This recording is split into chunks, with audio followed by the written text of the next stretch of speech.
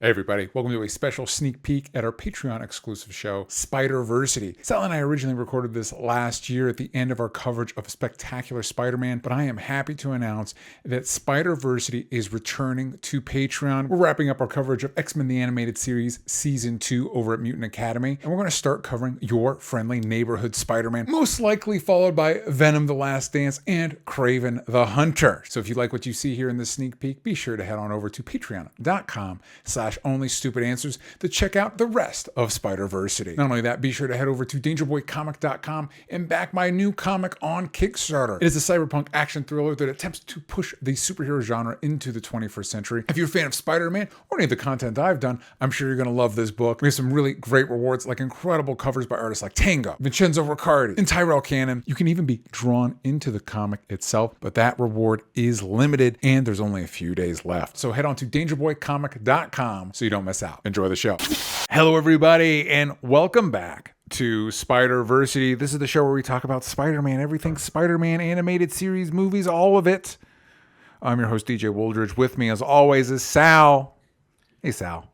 Assemble. Assemble. That's, you know what? That's appropriate for this one because this week we're doing some non-Spider-Man media. This is the reverse of the Sony movies, where it's a Spider-Man movie without Spider-Man. This is a non-Spider-Man show with Spider-Man.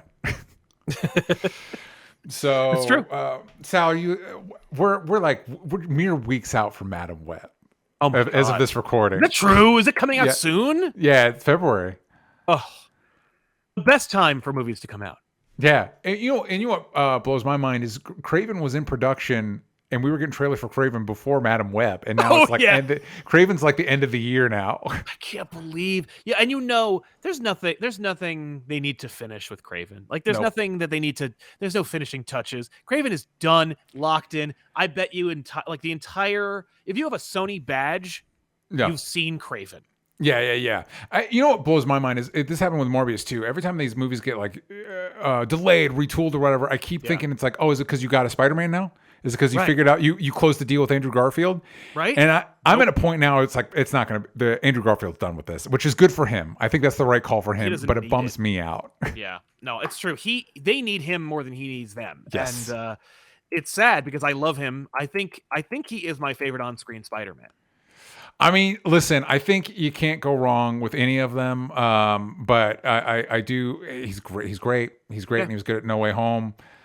We've talked about those movies. If let's say we've released this one on the public feed, if you want to watch, if you want to hear us talk about Andrew Garfield, Spider-Man, if you want to hear us talk about the Tobey Maguire movies, the Tom Holland movies, the Venom movies, Morbius, all of it, we just finished our run on the Spectacular Spider-Man animated series. You can do all of that over at patreon.com/onlystupidanswers. So now on to our main discussion this week, which is Avengers Earth's Mightiest Heroes. Sal, can you give us a rundown for those that don't know about Avengers Earth's Mightiest Heroes? Can you give us a rundown? Because we're only doing these 2 episodes. Yeah. We're not starting from the beginning. Can you tell the fans at home about this show? Yeah, it's a distillation of everything that everybody of all of Avengers history into a 22 minutes episode format. I think it launched in 2010, and then it was unceremoniously murdered in 2012.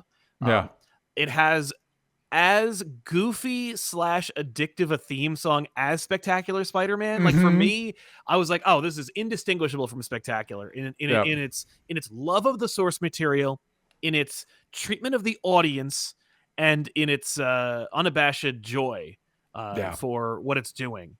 The Earth's Mightiest Heroes theme, it's so funny, actually, if you watch the show from its beginning to the ending. I don't know about Disney Plus, but at least when I was watching it, that theme, they were so proud of it. I remember that when they launched the show, it was at New York Comic Con, and they blasting that theme on the main floor every freaking minute. And I was like, I'm ready to I'm ready to tear this whole booth down. Yeah. Is enough. But after the 3rd episode, I'm like, yeah, we will fight as well. I'm so excited, and then but every episode it gets a little shorter until finally that's it, and then the episode just keeps going. It's just that one Gadara.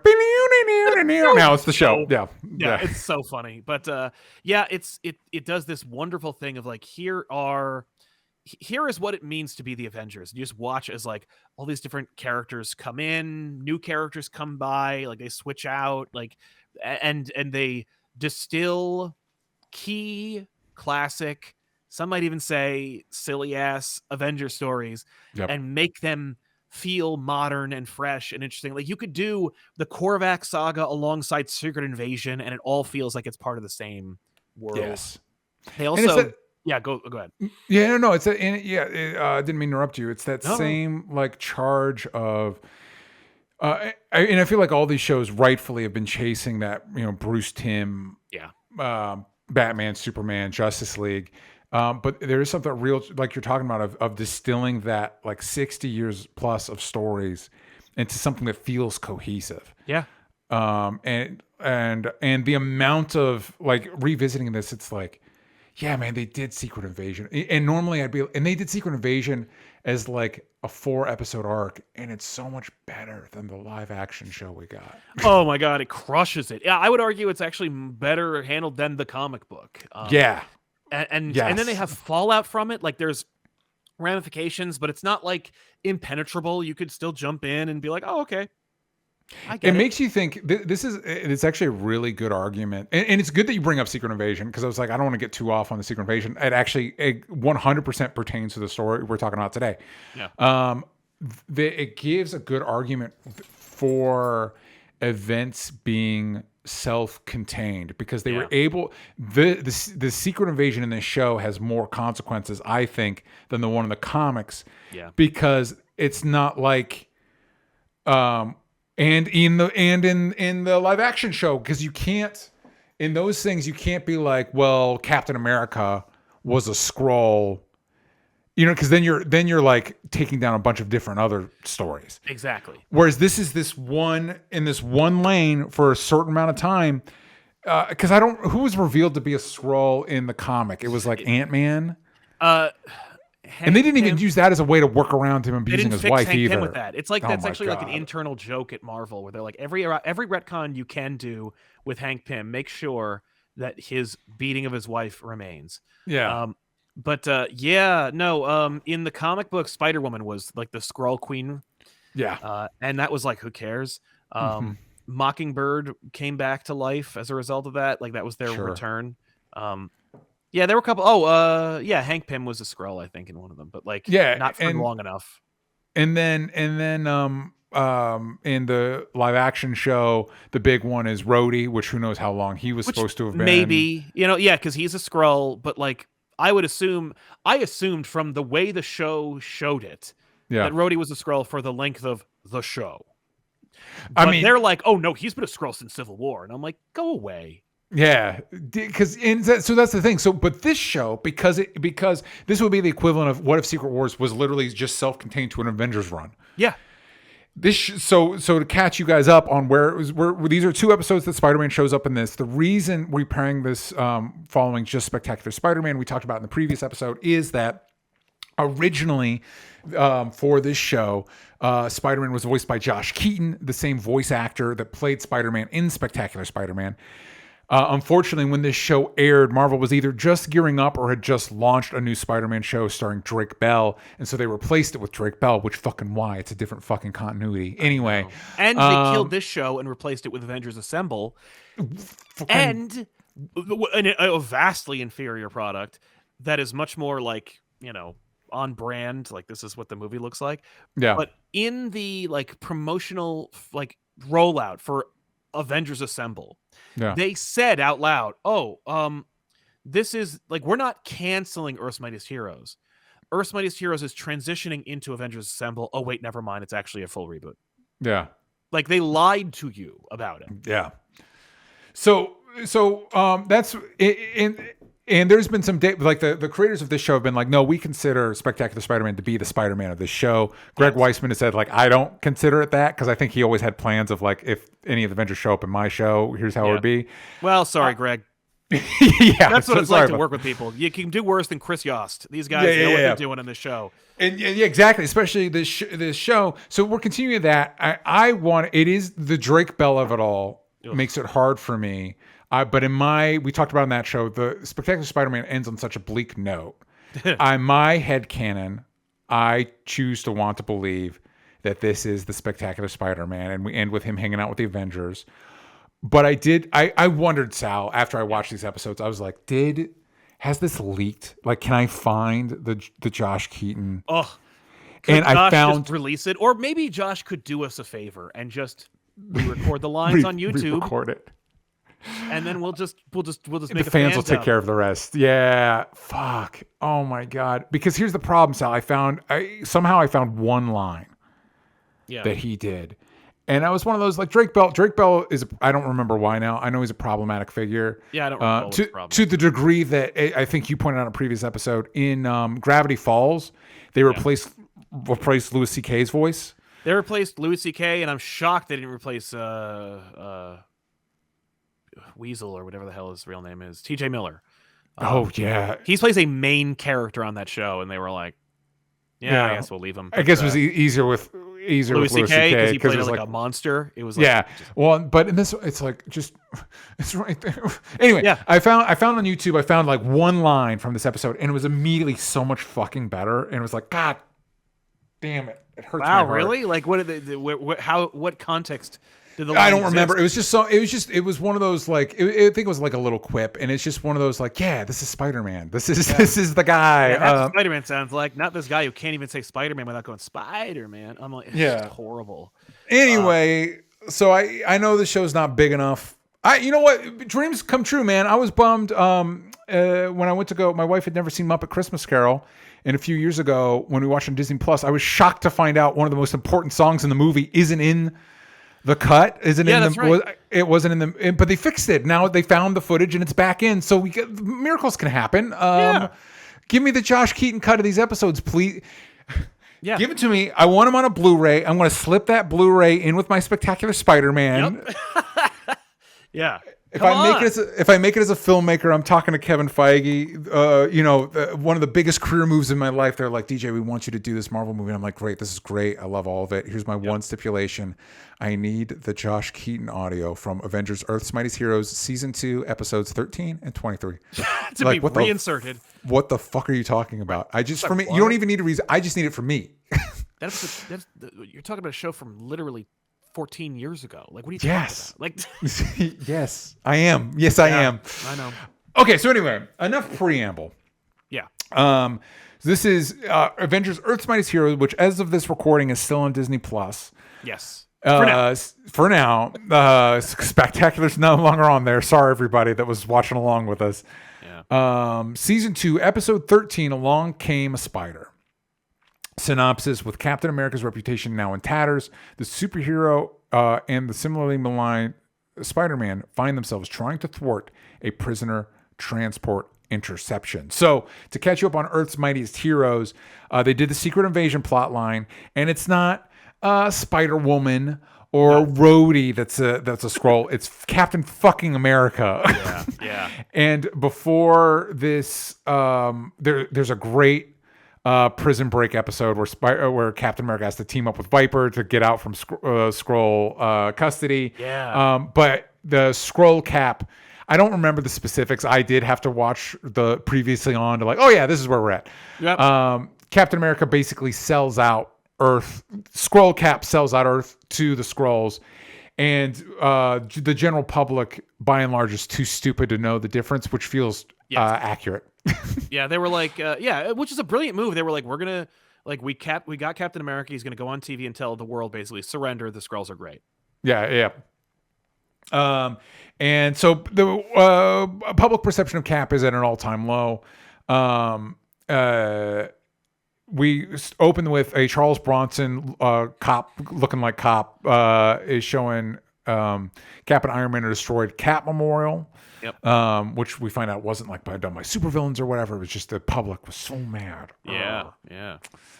Iron Man shows up at the Daily Bugle, which we find out is one of quote the biggest newspapers in the city. And who is voicing J. Jonah Jameson? I'll give you a hint. It's not Darren Norris from Nope. Spectacular Spider-Man. Nope. It is J.K. Simmons, and I love Simmons' willingness to be like, yeah, man, I'll voice J. Jonah Jameson on your silly little animated show. Why or not? whatever. It's almost weird that he is not J. Jonah Jameson in the video game. That is weird. That is a bit more of a time commitment. yeah. He's like, I can't. I got to do State Farm commercials. But I love his dedication to the role. Like, what actor of his stature at this point would still be that dedicated to? Because he's doing it in the No Way Home. He's doing it in the Tom Holland movies. Yeah, he's doing Tom Holland movies. He was doing it in and that's the cross promotion. Because Drake Bell was put in here to promote the Ultimate Spider-Man cartoon, which J.K. Simmons plays J. Jonah Jameson in that show. So they were like, well, so that makes me think, oh my God, was there a Darren Norris version where there's that J. Jonah Jameson? That's a great question because I feel like J. Jonah Jameson gets a lot of screen time in this episode, and I'm like, the only reason you do that is because you have J.K. Simmons. But now you said that, and it's like, wait, you're right. Was there? Was there? Because this scene of J. Jonah Jameson like giving Tony Stark the business is 100% what I wanted to see when you put Spider-Man in the MCU. Like, I want to see J. Jonah Jameson be like, oh no, like Stark has a big ugly tower, like, obscuring my vision of the Statue of Liberty. Like, I want to see like headlines of the Daily Bugle, like making fun of the Avengers or preferring one over the other. I want to see Iron Man like walk into the Daily Bugle and be like, F you. Like, but I wanted to see a lot of things that they didn't do. I wanted to see Purple Man walk into the Avengers Tower. Dude, that's what we talked about a little bit last episode. And again, I'm on record. I actually quite enjoy the What If show. For one thing, unlike especially the most recent Marvel shows, it actually feels like a show. It feels probably because it's animated and you can't just like wing it on animation as much. Right. No matter how much the producers of Spider-Verse wish you could,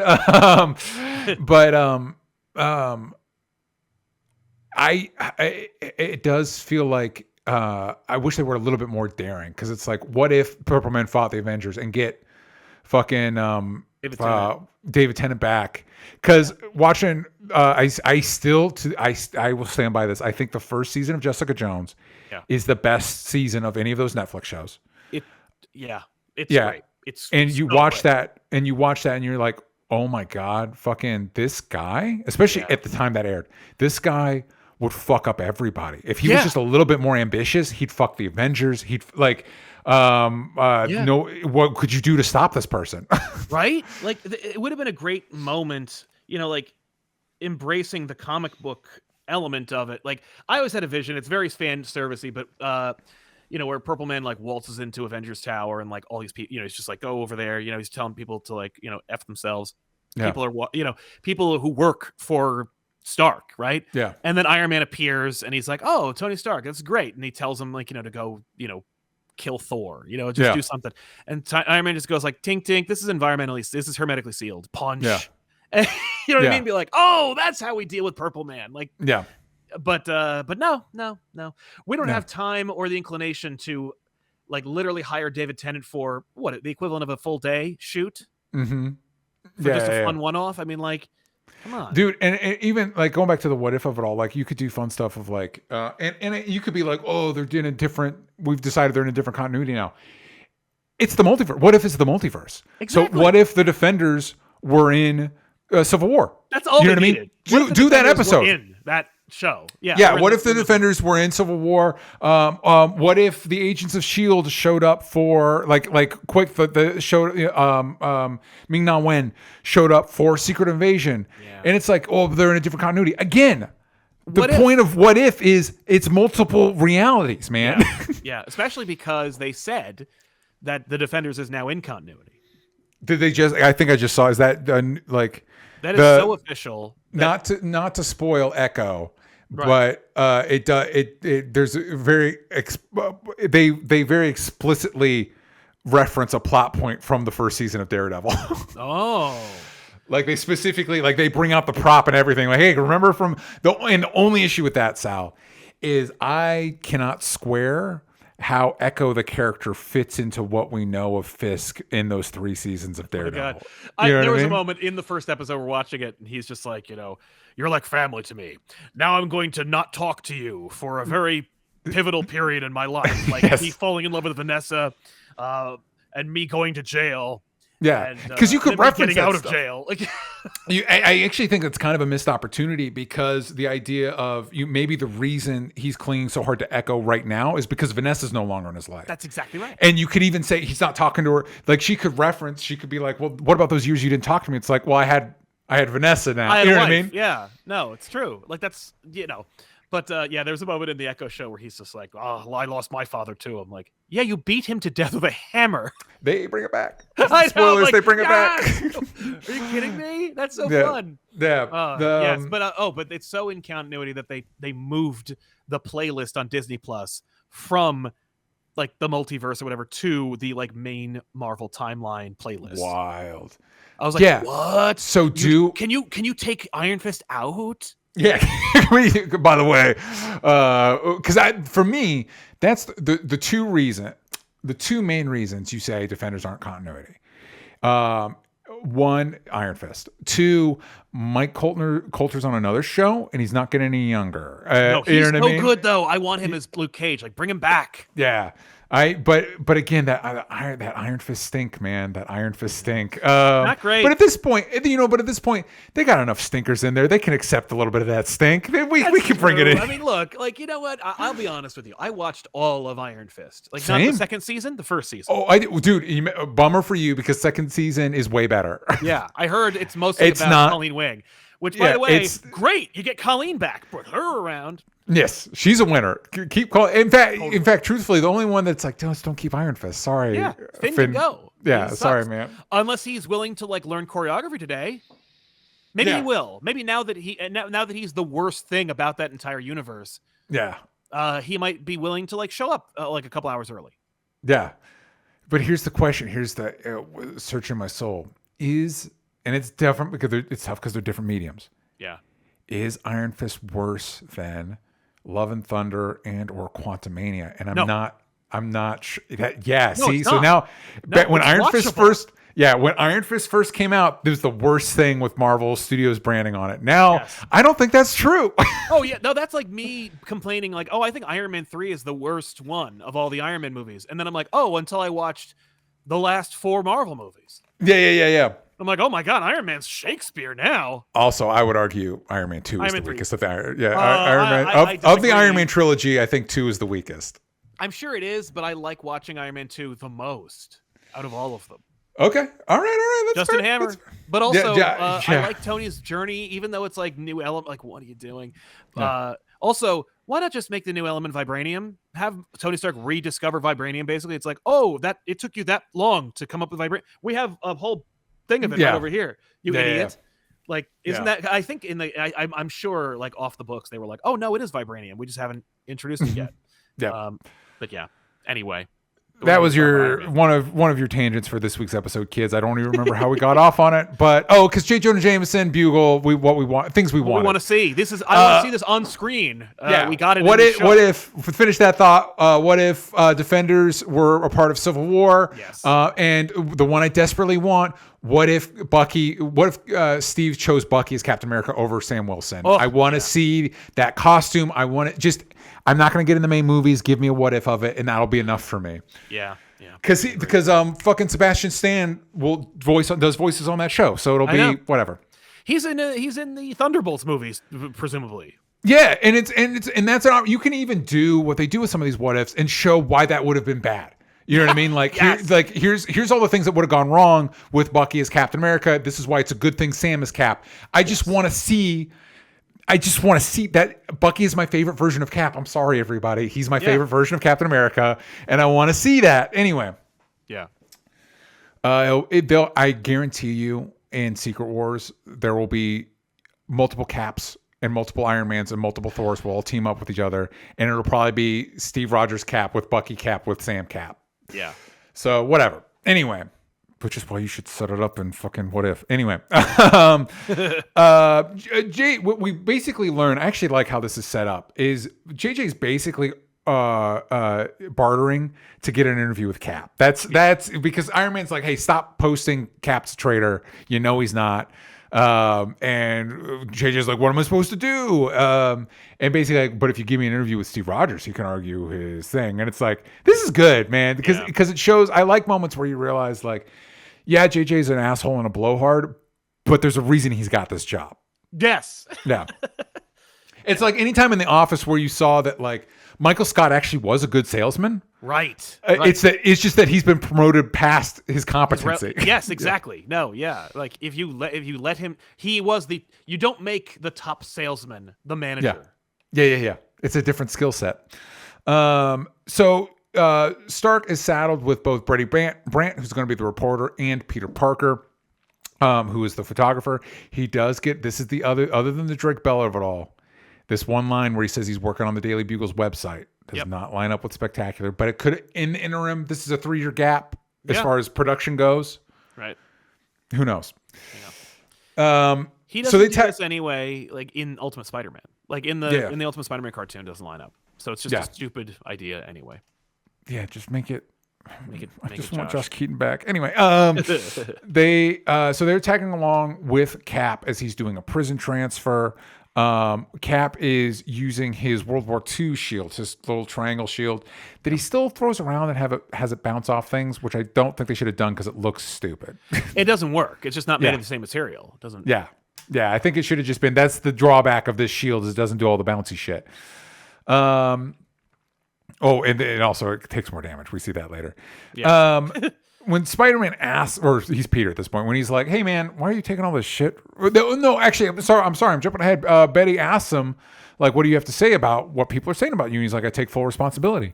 And they're like, "Do you care to elaborate?" And he's like, "Nope." No. It's like, okay, I get it, but like, dude. Yeah. Say something, please. Yeah. Listen, this is a Cap from a different time. The Serpent Society. Let's stay tuned for Captain America: Brave New World, New World Order, whatever they're calling it. Finally. The Serpent Society shows up for a jailbreak. And I'll say this about the Serpent Society. They are perfect Saturday morning cartoon villains. Yeah. You know what I mean? You got Snake Guy with cyborg arms. You got Rattlesnake Thundertail. I don't know. Sorry, everybody. I'm not really brushed up on the Serpent Society and who they are. I'm not. I don't care about them at all. I do remember them being a kind of a big deal on this show. And again, I think it's because of the Saturday morning cartoon of it all. Yep. So Spidey shows up to help, but he makes things worse. He like hits Rattlesnake Tail Guy and it causes a earthquake and they fall into a subway tunnel. They're trying to help some of the civilians. And the civilians are equally shitty to both Spider-Man and Captain America. Yeah. Now you're on my level. Yeah. Spidey uses his Spidey signal to guide civilians to safety. I love it. I love that stupid fucking Spidey signal. Fucking love that shit. That's so great. What were you gonna say? Oh no, I just agree. Okay.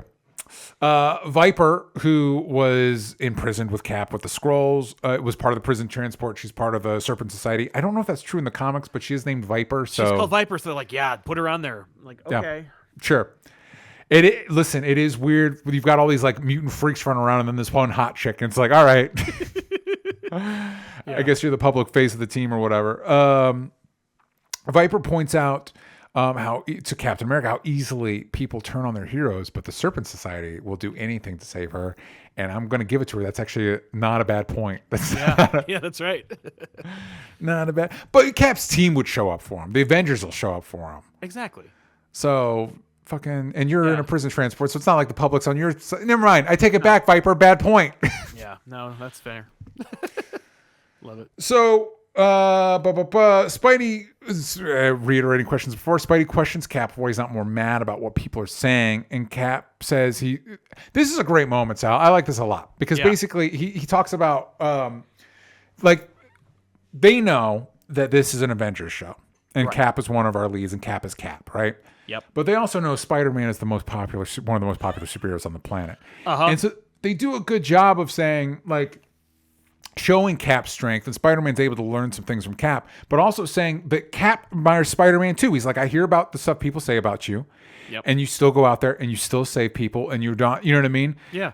And so basically I'm doing what you're doing. Right.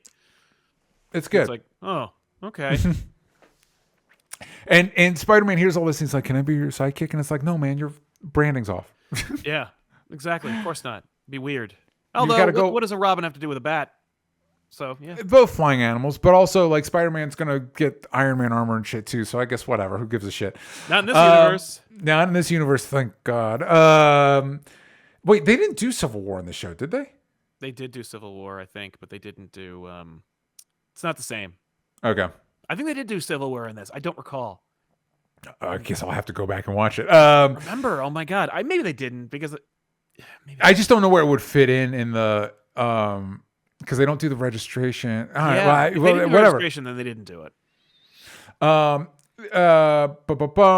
then the Serpent Society shows up, and there's a big fight, right? So similar to Spectacular Spider-Man, where there's like character stuff sprinkled in and around what is essentially a series of fight scenes. That's how this show is structured as well. Spider-Man gets a moment where he disarms a Snake Man, a guy with cybernetic arms. He also gets a good jab in about like, listen, man, if the whole snake theming doesn't work if you have limbs. It's not. Yeah, you're not a snake. You're not a snake. You're a lizard. The fight destabilizes the tunnel. Spider-Man's holding it up while Cap fights the Serpent Society. They do a number on his old-timey shield. And Cap is on his last leg, but lucky for Cap, he's in a episode with Spider-Man post Spider-Man 1, which means we have all that stuff, all the Sam Raimi stuff to pull from, including civilians throwing garbage at the villain to give the hero time. That's right. If you mess with one of us, you mess with all of us. I think this in Spectacular exists in such an interesting time frame of post Raimi Spider-Man. This show is I think they commissioned the show leading up to Avengers because it definitely like it's pulling from the MCU while doing its own thing. Yep. But it's hard at this point post Avengers, it's easy to forget how indebted every piece of superhero media was to Sam Raimi's Spider-Man movies. Exactly. Like you can't escape the gravitational pull of those movies until Robert Downey Jr.'s Iron Man. Yeah. And then it was like, and then between that and Avengers, it's like, well, wait, what are we ripping off? Are we ripping off Iron Man? Or are we ripping off The Dark Knight? And then they realized, oh, the money's where Iron Man's at. Yeah. Or at least that's a formula you can replicate. The Dark Knight is a specific vision from a specific filmmaker, and you can't just keep doing that unless maybe you're James Bond. If you do, if you did Dark Knight, but like for other superheroes, you get like Man of Steel, which of course, you get Man of Steel. You get Amazing Spider-Man, and it's just like, doesn't quite work. So the civilians give Cap some breathing room, and everything's about ready to collapse until the rest of the Avengers arrive to lift the tunnel up off of Spider-Man. Yep. And at the end of the episode, the Bugle headline reads, Captain America saves New York from Spider-Man and the Serpent Society. Yep. And Spidey says, like, I'm just going to web up Jonah's mouth. And Cap is like, I'm good with that. Yeah. And that is our first, I think, I want to say, Sal, you can correct me if I'm remembering incorrectly. I want to say the final episode of the show, like everybody shows up. Everybody's in it. But it's not these two. And I was actually surprised when I was like, is this a stretch what we're doing? And then watching, like, no, these are very Spider-Man centric episodes. Yeah, no, they are like, Spider-Man's dope. And we want to be in the Spider-Man business. Yep. And who can blame them? Dude, I really like, I think it's smart. Season 1 of this show is very like core team, like and by core team, I mean, like what is it? The Jim Starlin era. Like, you know what I mean? Like Hank Pym and Janet Van Dyne have characters in this show. Dude. Like, the best version of Wasp is in this show. I would argue best version of, not necessarily, Scott Lang is in this show, but the best version of Hank Pym, like both Hank Pym and Wasp, it's kind of like watching, and there's a lot of problems with that show, but it's kind of like watching that live action Titan show and being like, wait, are Hawk and Dove my favorite characters on this show? Like, how'd you do that? Right? Similar to this, it's like, wait, do I actually care about Hank Pym? Yeah. What? Yeah. Or at least, do I get him? Like, do I get what he's all about? Yeah. Yeah. And that's the thing. We've been talking about it, but it is like the best version of the Ultron story, the best version of Kang, the best for like before the MCU does any of these things. And it's a bummer that we've talked about this before. Like every version of every live action Spider-Man property is indebted to the 90s animated cartoon. Yeah. It's a bummer that the creators in the MCU weren't handed this. Yeah. For especially when you're getting to stuff like Kang, it's like, here's the This fun Kang part is of the Kang. best. It's the only version of Kang you ever need. Is this show's Kang. It's weird.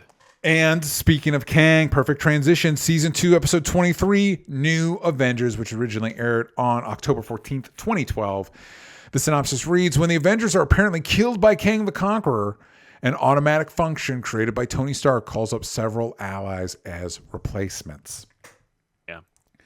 So we open with, I'm going to be honest with you, Sal. I thought this opening was a little confusing.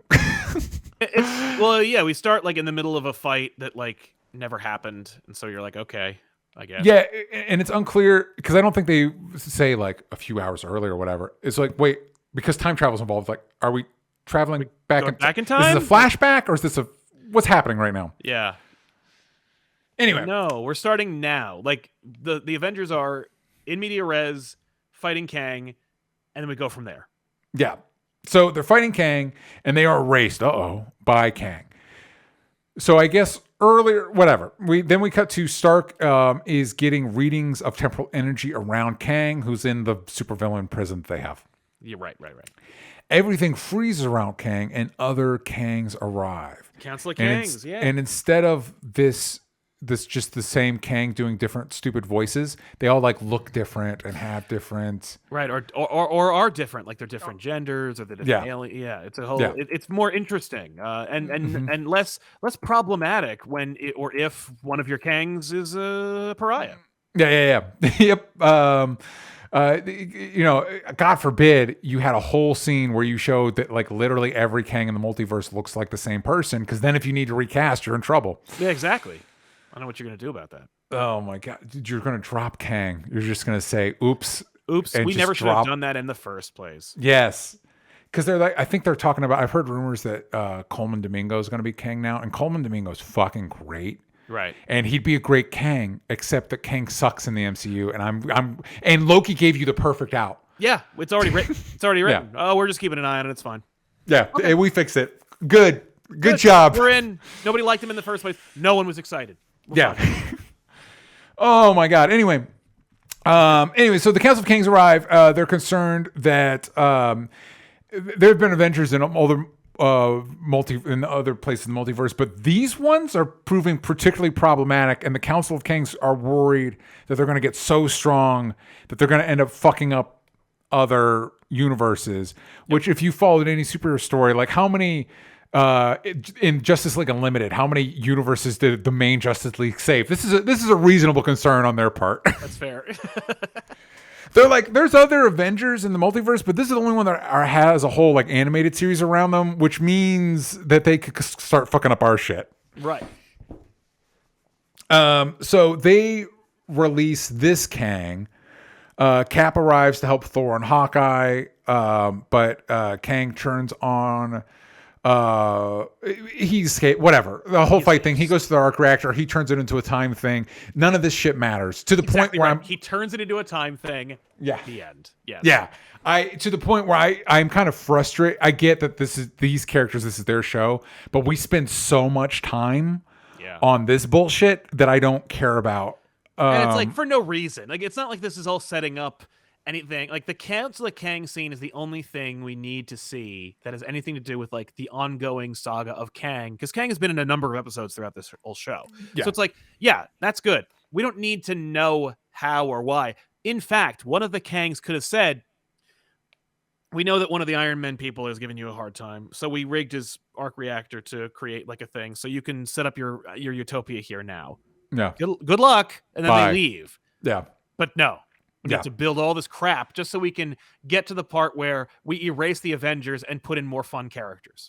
Dude, I can't wait. All right, we're right there. But I'll say this right now: you could not assemble a more DJ centric. Like if you just wanted to make a team of DJ's favorite characters, Yes. You couldn't do better than this, other than maybe throwing in a Daredevil and a Moon Knight. Like this would be like, yeah, these are especially kid DJ. I wasn't a kid when the show came out, but like when I was collecting Marvel trading cards in grade school, it's like, yeah, these were all the coolest characters. Yes. It's like, and I can imagine what a Sophie's Choice situation those guys were in when they were making this, where they were like, do we make it the new Fantastic Four? Like, do we put Wolverine, Ghost Rider, and Spider-Man on this team?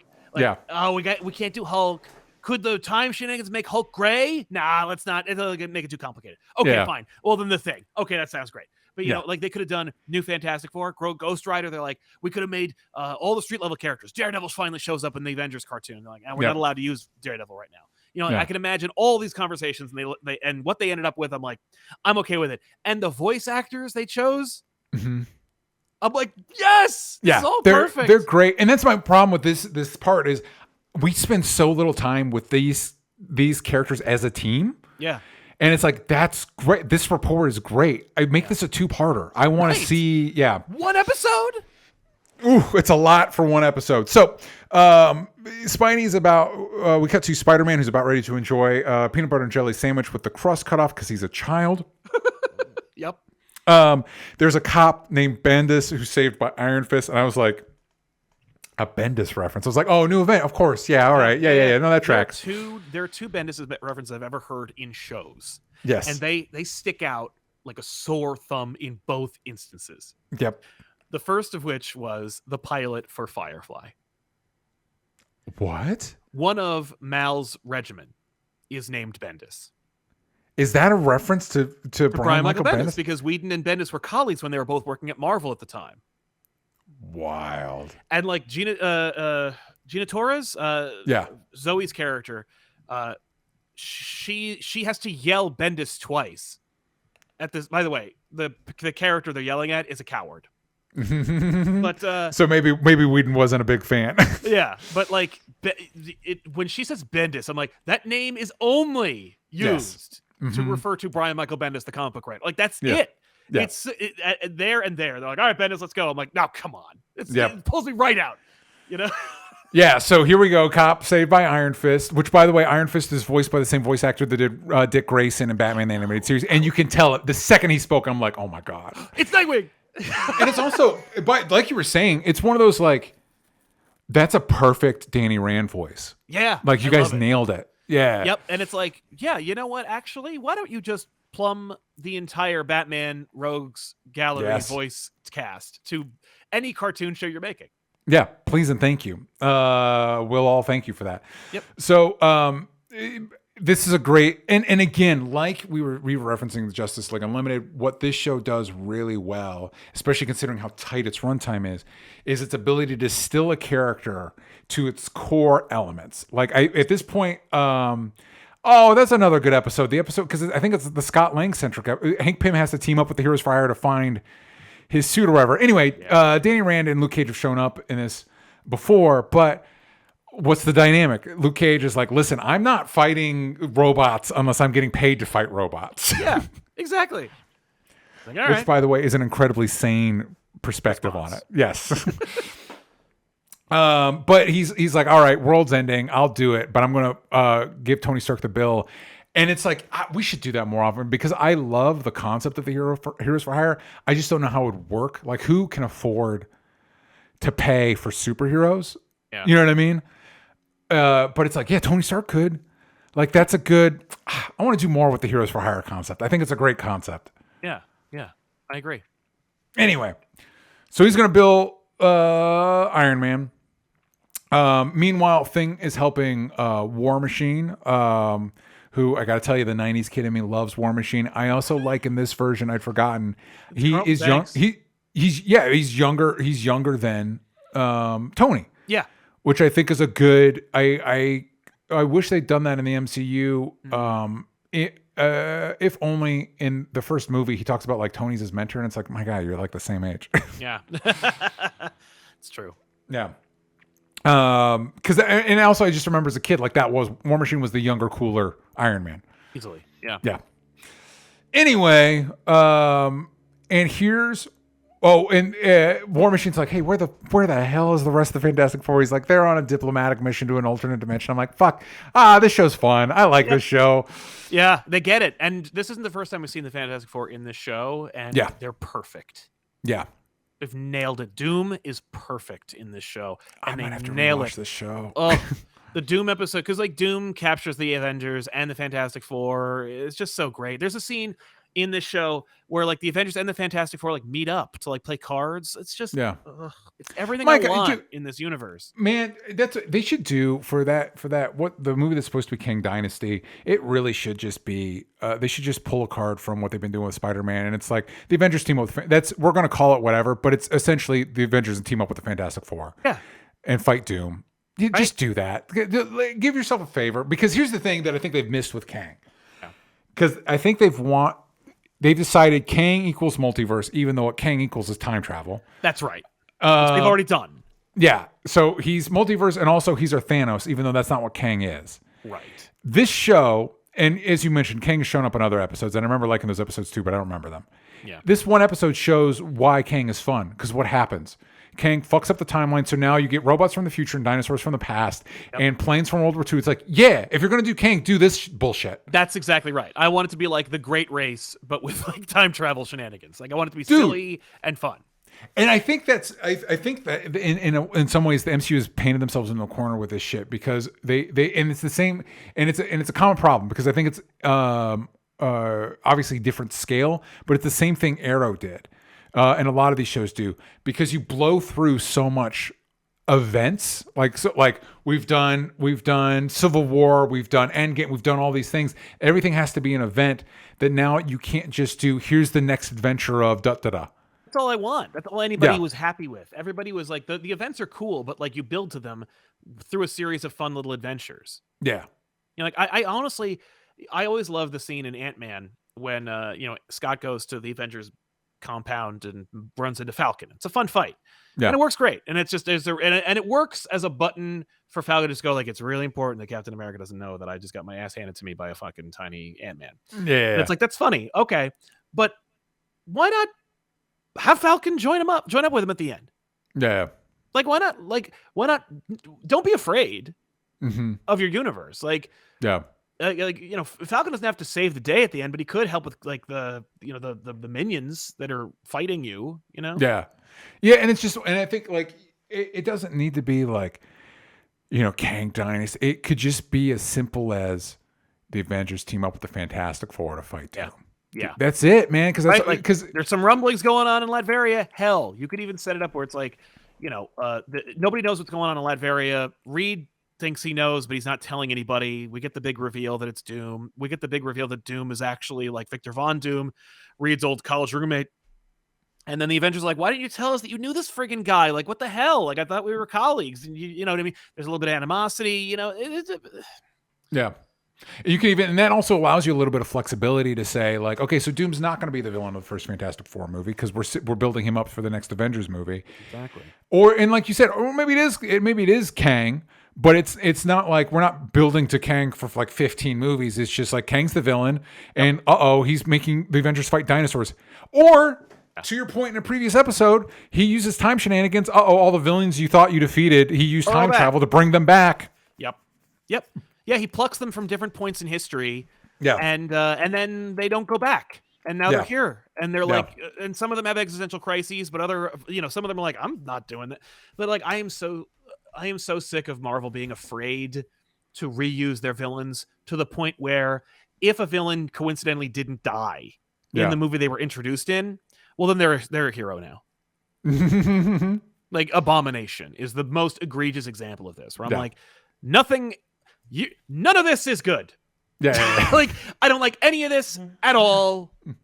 It's a weird joke that has gone on way too far. Yeah.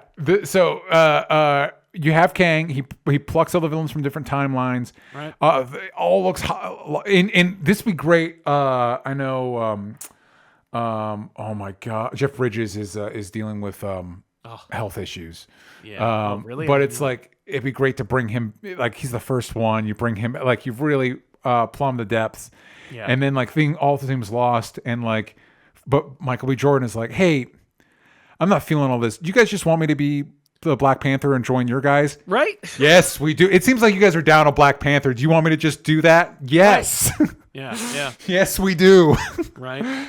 Does it undermine one of the most emotional beats of Black Panther? It does, but it does. Listen, extenuating circumstances. All right. Yeah.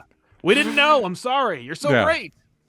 Anyway, so that's okay. So we're fighting. We've got biplanes. We've got robots from the future. Spider-Man's fighting dinosaurs, and Wolverine shows up, and Wolverine brutalizes these dinosaurs. And Spidey's like, I mean, this is a pretty. I see Josh Keaton would have murdered this joke. Yeah. Was that really necessary? You wiped out the dinosaurs again. Yeah. He has wonderful zingers in this that are just wasted on Drake Bell. Like especially once he and Wolverine team up, I'm like, dude, gold. This is amazing. This is the show.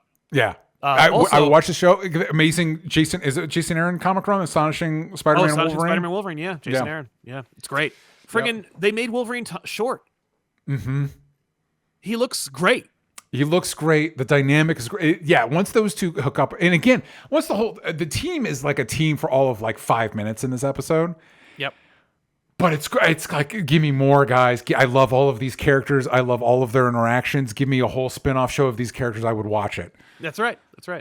Just make him the West Coast Avenger. I don't give a shit. That doesn't make sense with Spider-Man. You're not going to make him West Coast, but you know what I mean? Yeah. No, it's true. So a hologram of Iron Man shows up and recruits everybody. When they all grew up, Spidey has another couple great lines. He shows up with Wolverine. He's like, "This is my sidekick, Wolverine." I love it. This is my close personal sidekick, Wolverine. Such a great line. And he throws in an Avengers Assemble. It's good. Yep. If we put him better, if it's Josh Keaton, but it's good. Yeah. This is where I put in my notes. Like, I love this lineup. I love these are like my favorite Marvel characters. I love it. Yeah. So the new Avengers don't do so hot against Kang. They're tripping over each other. As you would. I mean, like, they're not a team. Like, that's the whole point. Yep. They met like 10 seconds ago. Kang is bringing his future to the present to take over the world. Why don't just you go to your future? That doesn't matter. That is every Kang plot. Is like, what's Kang trying to do? And it's like, he's trying to take, like, ultimately at the end of the day, he's always trying to rule, but like now instead of when he already is. And it's like, but you already are. So it'd be like us today being like, I know I'm kind of killing it here in 2024, but like I wish I could be killing it in 1984. Yeah. Like, what? Great. Why? I feel like I'd be killing it better. I feel like I should be killing it at multiple timelines. All right, I guess. I don't know, man. Spidey, and again, this is where it's like, it's good that we covered the show because this is a Spider-Man episode because he becomes kind of the de facto leader of the team, which makes sense in the sense that it's Spider-Man and he's the most bankable Marvel hero. Yep. Logistically, it's like, shouldn't it be War Machine? He's like closer connected to an Avenger. He's been with the Avengers. Yeah, it's weird. Yeah. But anyway, he gives the show before, by the way. Yeah. Like, it's weird. Who's never been on the show before? War Machine. No, he was in an earlier episode. Was he in one, season 2? At least one. I don't remember him in any of the other shows. I'm like, is this where we meet War Machine? That's weird. So no, I think they set him up in a previous episode. I don't remember it all. I'm gonna have to rewatch the show, everybody. Yeah. Anyway, so Spidey gives him a pep talk. He's like, we need to work as a team. And we also get a great moment where the Thing does the fastball special with Wolverine. It's cool. It's so cool. Yep.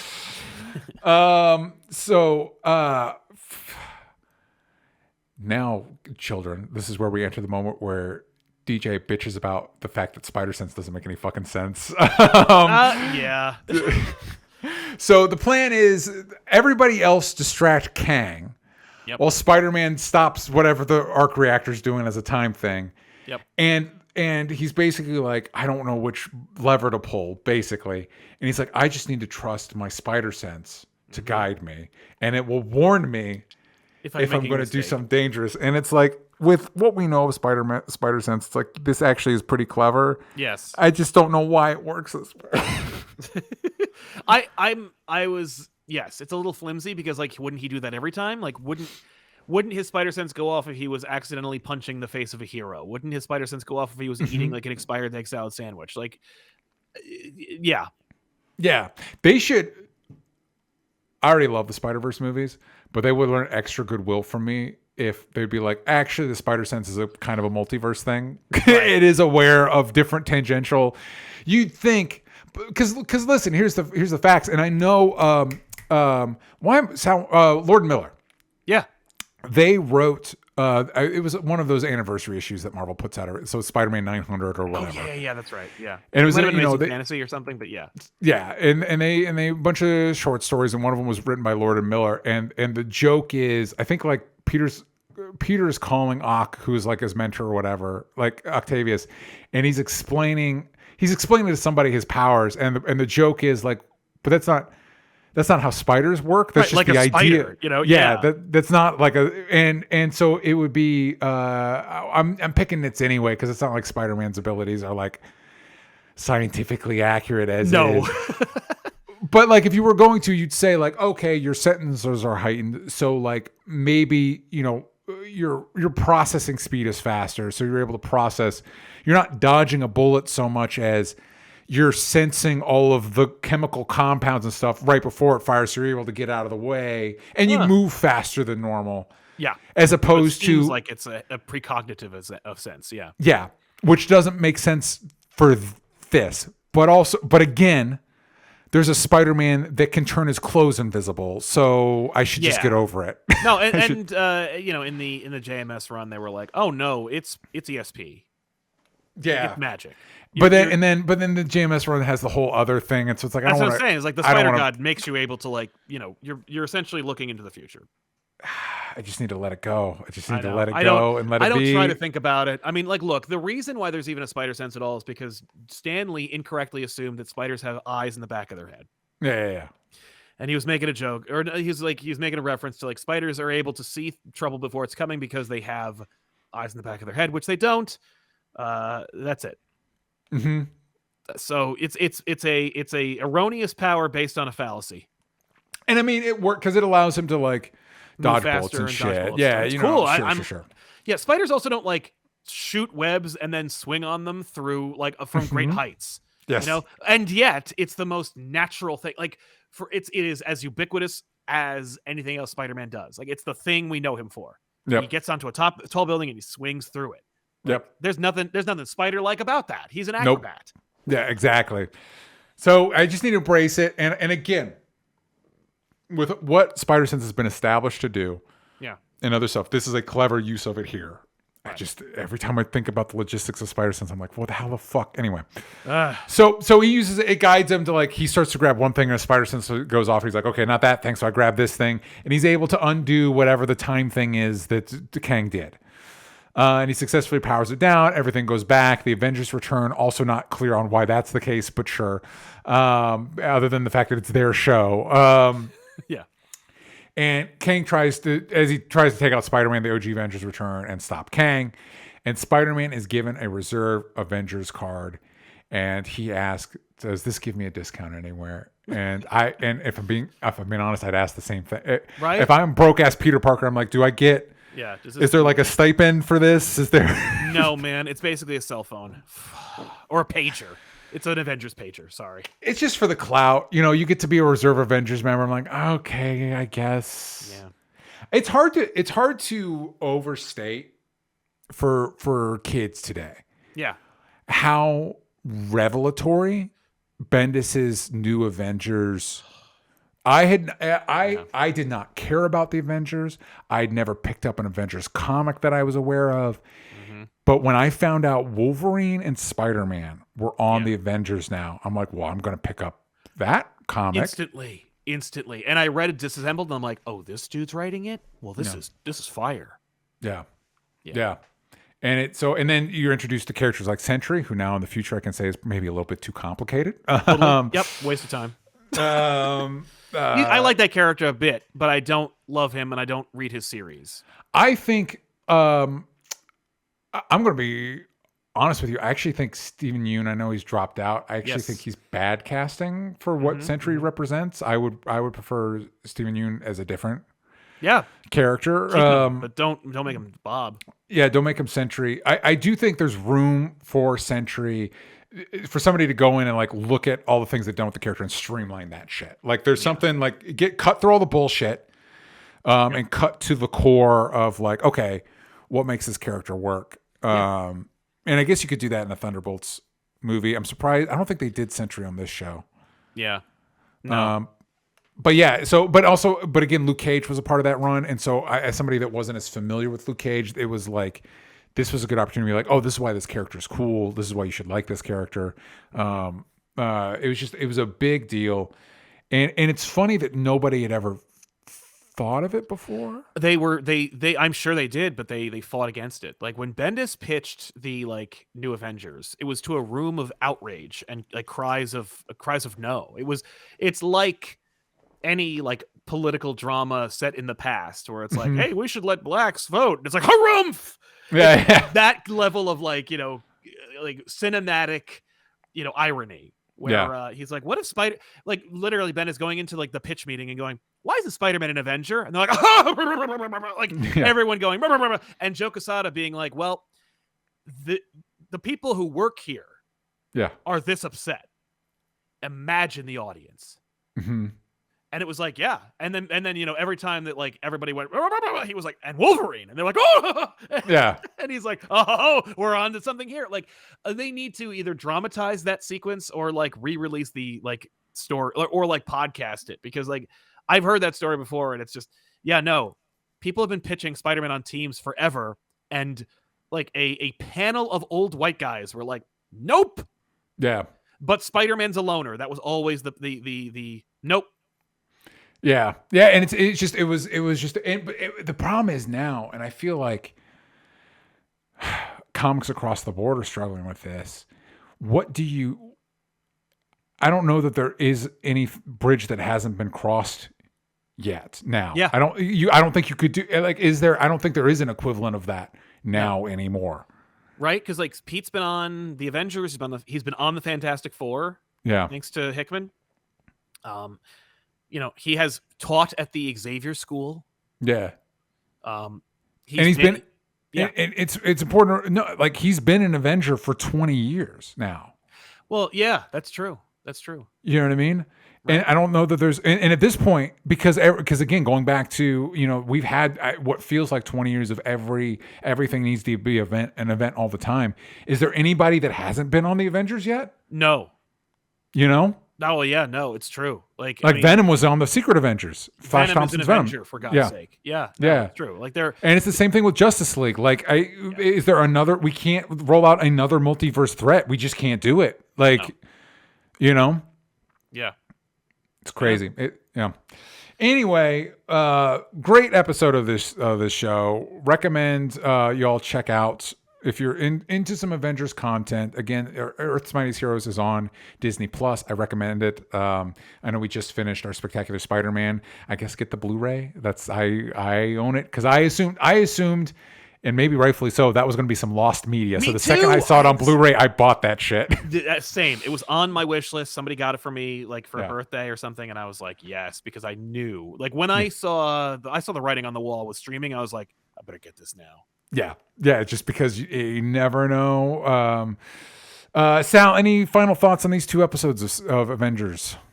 They're fun. They are ones that I return to frequently when I feel like I want to like see a comprehensive Marvel universe in motion. It's a great like duology of Spider-Man on the Avengers or with the Avengers. Along Came Spider's a lot of fun because you get to see Cap and Spidey team up, which is so rare nowadays. And yet, I think they have the most in common. And Earth's Mightiest, it's if Josh were on the show, it's like that is a merging of two. It's like it would, what it'd be like? It would be like them doing The World's Finest at WB when they did Batman and the animated series and Superman in the series. Perfect adaptations of their characters, great shows on their own. Yeah, put them together, and it's actually shocking how infrequently they did that back then. Like there's one crossover with Batman and Superman on that show where Batman's not even in the damn thing.